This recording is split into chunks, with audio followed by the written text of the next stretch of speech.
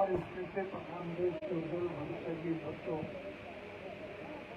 काफी लंबे समय के बाद आपके बीच में मुझे आने का अवसर मिला। मैं तो गाँव का आदमी हूँ, खेत से जुड़ा हुआ हूँ, हर एक के दुख सुख में गमी खुशी में शामिल होना मेरा ध्येय रहा। लेकिन हमारी सरकार 2005 में जब चली गई तो कांग्रेस पार्टी की सरकार ने साजिश और षड्यंत्र करके मुझे 10 साल के लिए जेल दिया। दोष मेरा ये था कि मैंने 3,906 पढ़े लिखे युवकों को नौकरी देने का काम किया। जिन बच्चों को नौकरी मिली उनकी तो तरक्की हो गई और नौकरी दिलाने वाले को 10 साल की सजा और फिर एक दुष्प्रचार फैलाया गया। वकालत तो जेल में मरेगा और इंडियन नेशनल लोकदल पार्टी से आप बधाई के पात्र हैं कि मेरी गैर हाजिरी में आपने संकट को पहले के मुकाबले में ज्यादा मजबूत बनाया। ये बात आप रखने क्या रही, बल्कि विभिन्न राजनीतिक पार्टियों के अग्रणी नेता इस बात की सराहना करते हैं कि संगठनात्मक तरक्की से इंडियन नेशनल लोकदल पार्टी का कोई मुकाबला नहीं। आज फिर आपके संगठन की आवश्यकता पड़ी। आज इस देश का हर नागरिक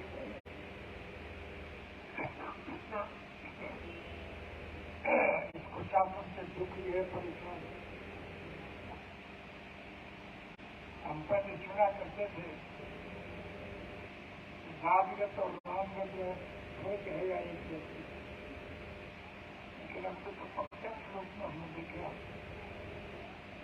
रामगत और रामगत एक थी। भगवान ने भी शपथ लेकर के और सरकार ऐसी नालायक है जो आपकी मेहनत की कमाई को लूटने में पूरा यकीन है। मुझे दुनिया के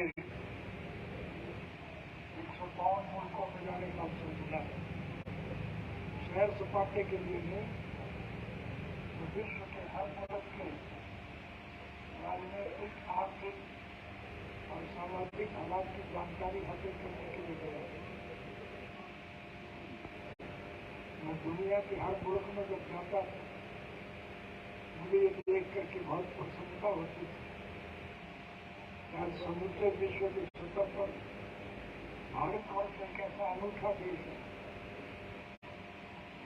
यहाँ सभी धर्म और मजहब के मानने वाले लोग, सभी जात बरादरी के लोग, हिंदू, मुसलमान, सिख, ईसाई, समाज धानक वाल्मीकि जैसे खतीब, खाती, कुम्हार, लोहार, सुनार, मनिहार, नाई, बेली, धोबी, मोची, ब्राह्मण, बनिया, व्यापारी और कर्मचारी, कारखानेदार और मजदूर सभी मिलकर के हम अपने 3 त्योहार होली, दिवाली, ईद और क्रिसमस को मनाया करते हैं।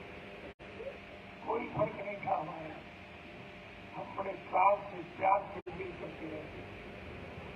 लेकिन दुर्भाग्य से देश में कुछ ऐसे नुकीले वर्ग के लोगों ने साजिश और षड्यंत्र करके जात पात और धर्म मजहब के नाम पर हमें आपस में बांटने का काम किया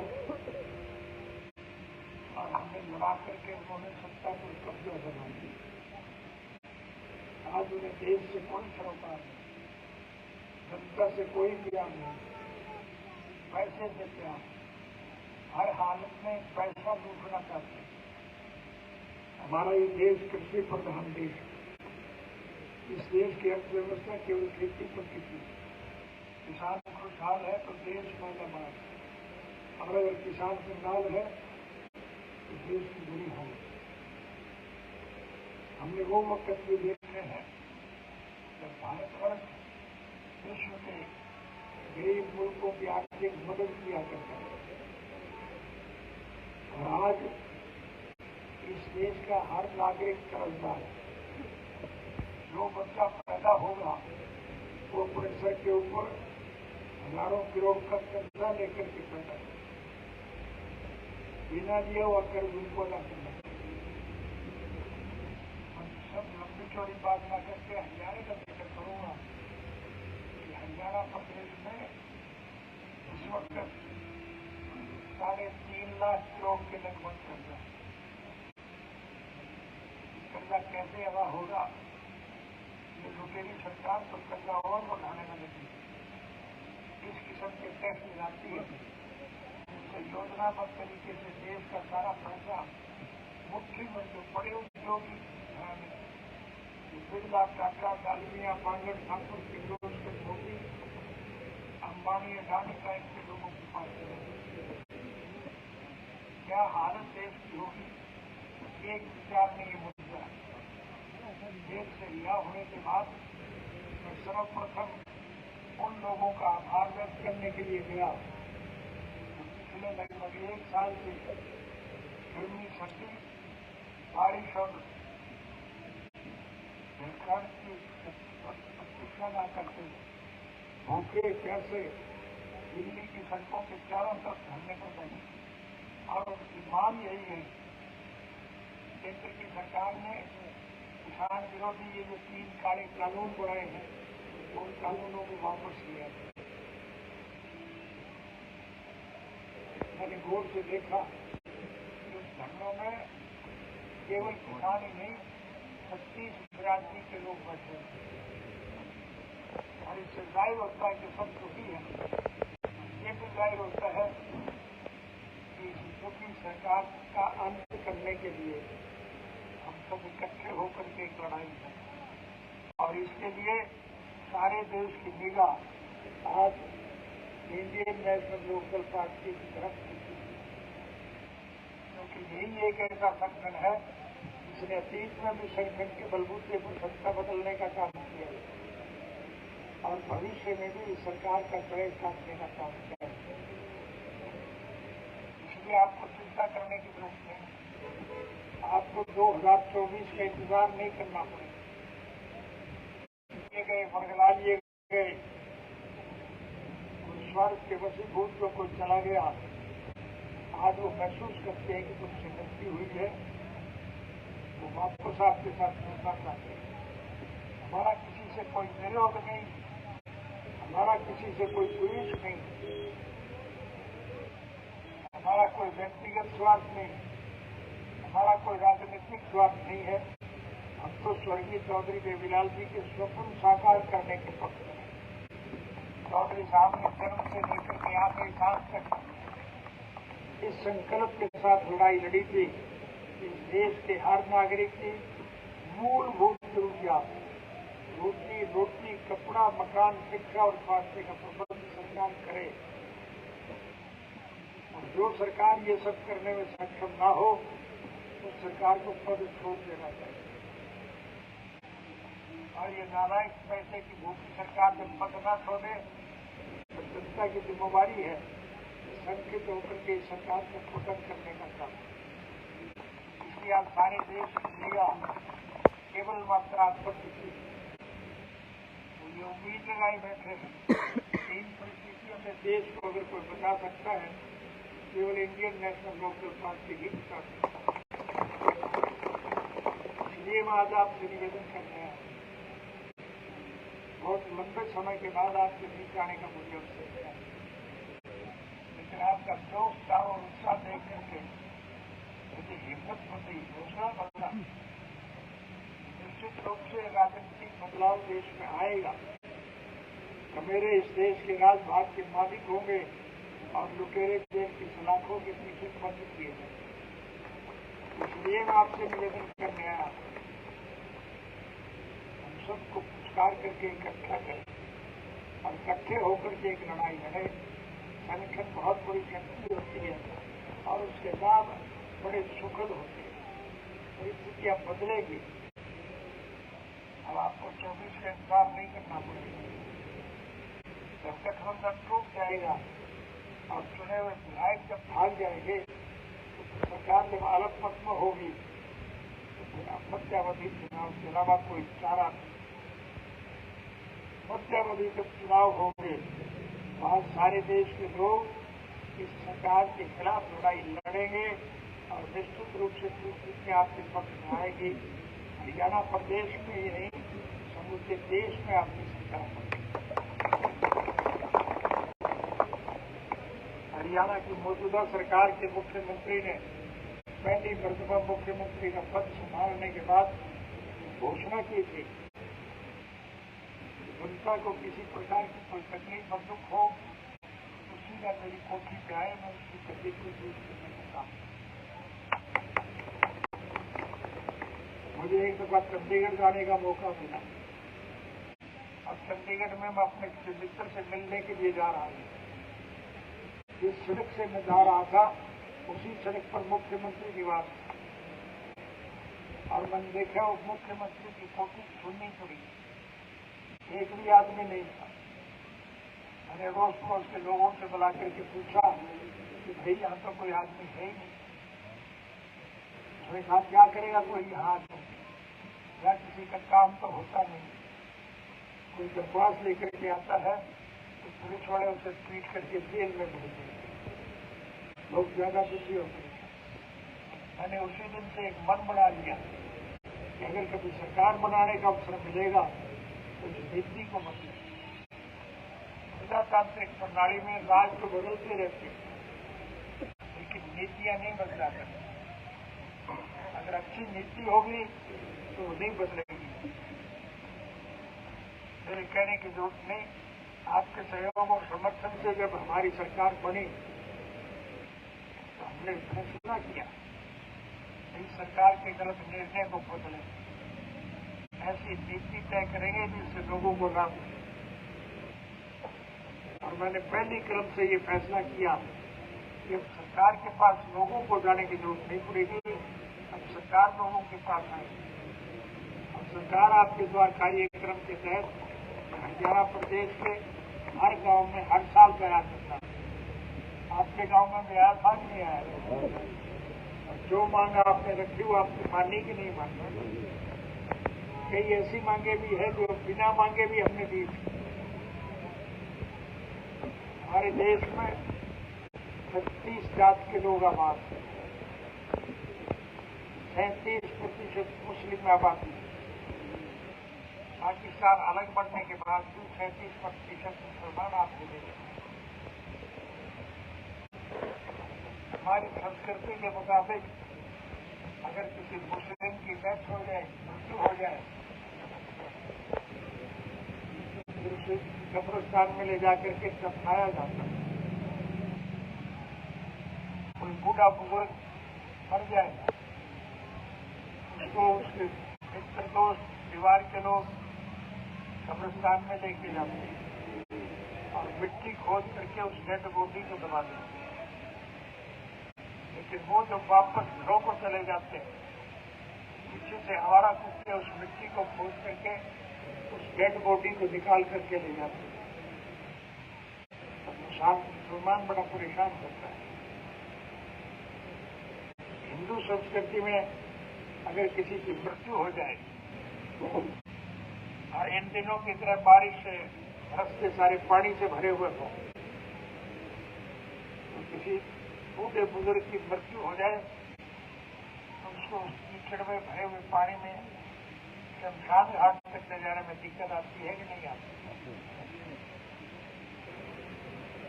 इसलिए हमने उस दिक्कत को दूर करने के लिए हर गांव के शमशान के रास्ते पक्के बना दिए ताकि किसी को दिक्कत न हो। आज आपकी सरकार तो नहीं, लेकिन आपके किए हुए आपके अनुकूल आए।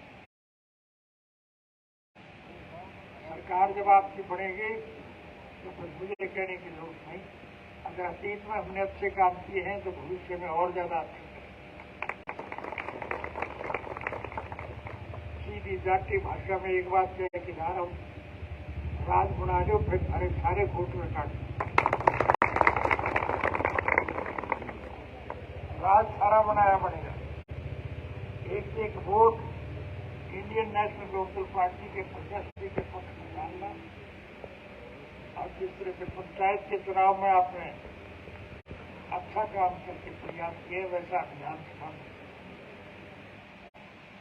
जल्दी चुनाव होंगे और चुनाव में आपके सारे अच्छे प्रतिनिधि जब जीत के जाएंगे, सरकार जब आपकी बनेगी तो फिर आपको कोई दिक्कत नहीं है।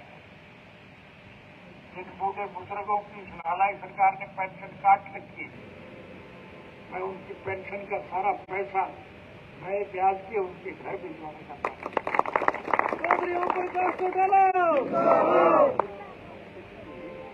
और आगे के लिए पेंशन बढ़ा देंगे हम 7,500 रुपया महीना। महिलाओं को अलग से पेंशन देने का काम करें। हम हर बच्चे को निःशुल्क शिक्षा दें। पढ़ाई पे कोई खर्चा नहीं है। पढ़ने वाला बच्चा अगर बीमार हो जाएगा तो उसका मुफ्त में इलाज कराएंगे। और वो पढ़ के लिख के बच्चा जब योग्य हो जाएगा तो उसकी योग्यता के मुताबिक अच्छे पद पर बिठाएंगे।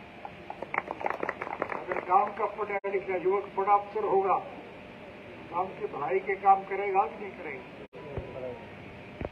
इसलिए हम हर बच्चे को नौकरी दें। अस्पतालों में दवाई की डॉक्टरों की किल्लत है, हम उसमें इस किल्लत को दूर करें। दवाई और डॉक्टर भेजें। जहाँ कहीं हॉस्पिटल नहीं होगा वहाँ अस्पताल भी बना। जिन स्कूलों की इमारतें गिर गई उनकी इमारत बन गई। हम हर प्रकार की सहूलियात आपको देंगे। आज गैस के सिलेंडर के दाम निरंतर बढ़ रहे हैं और महिलाओं को बहुत दिक्कत आती है खाना बनाने में। हमारी सरकार बनने के बाद हर महीने एक सिलेंडर हर महिला को मुफ्त में देंगे। 1100 रुपये साथ देंगे। नारे लगाने से काम नहीं चलेगा। अगर नारे से काम चलता तो मैं तेल में तेल नहीं लगा अच्छे होकर के लड़ाई लड़नी पड़ेगी। और लड़ाई के लिए विरोधियों को सबक सिखाना पड़ेगा। हम हर प्रकार की सहूलियात आपको करेंगे। कोई दिक्कत और कठिनाई आपको नहीं आएगी।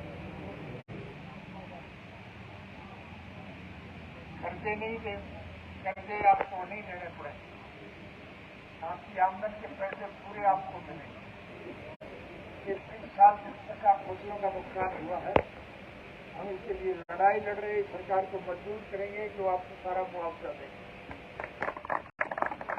हमें उम्मीद नहीं है कि नालायक सरकार आपकी बात माने। इसलिए हमारी जब सरकार बनेगी तो आपका सारा मुआवजा हम आपके घर भिजवाने का काम। बेरोजगारी का भत्ता हर एक को देने का काम करेंगे। हर बच्चे को रोजगार देने का काम करेंगे। सारी सहूलियात आपको देने का काम करेंगे। इस सब के लिए आपके एक अर्ज करने आया हूँ, सरकार बना लो। सरकार बनाना तो आपके अधिकार में, लेकिन चुनी हुई सरकार फिर आपके हितों की रक्षा करेगी। ये मैं आपसे वायदा करती हूँ। मेरे कहने और करने में कोई अंतर है क्या? मैंने अतीत में जो बातें कही वो पूरी करी कि नहीं करी? भविष्य में फिर आपको सारी सहूलियात देने का काम। मैं आपके बीच में देरी से आया, इसके लिए माफी चाहूंगा। और मेरा लंबा चौड़ा प्रोग्राम है, इसलिए कोई लंबा चौड़ा भाषण नहीं देना चाहूँगा। आपको ये सारी सहूलियात मिले तो इसके लिए आपसे एक अनुरोध करूंगा कि आपके प्रेम प्यार और भाईचारे को बढ़ावा दो। इकट्ठे होकर के लड़ाई लड़ो, ताकि सारा समाज आपको पेंशन में कितनी ताकत है इसका इसी से अंदाजा लगाना। शुरू में तो प्रधानमंत्री कहता था कानून पड़े हुए कभी वापस नहीं देते, लेकिन आपके पेंशन में इतनी ताकत भी लोगों ने फैसला कर लिया। ये मर जाएंगे, लेकिन जब तक ये सारे कानून वापस नहीं होंगे धरने से नहीं हटे। और झक मार करके प्रधानमंत्री को कानून वापस लेने पड़े और आपको सारी ड्यूटियां चले। आपके सेक्शन में बहुत बड़ी शक्ति है, आपसे यही निवेदन करना चाहता हूँ, इकट्ठे होकर के लड़ाई लड़ो ताकि चौथे विज्ञान के स्वप्न को साकार कर सके। आप आए, इसके लिए मैं आपका हार्दिक धन्यवाद करता हूँ।